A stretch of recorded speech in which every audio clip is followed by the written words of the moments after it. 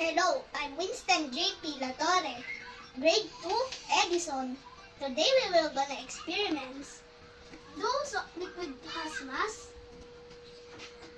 This is the materials that we need. Hanger, 2 empty plastic bottles, water, and 2 long strings. Prepare the materials that we needed.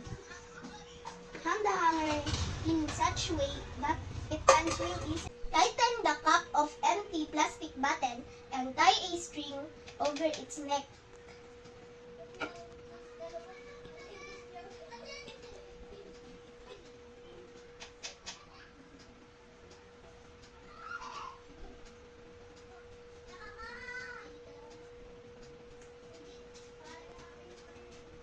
Tie or clip the bottle string to the leftmost end of the hanger.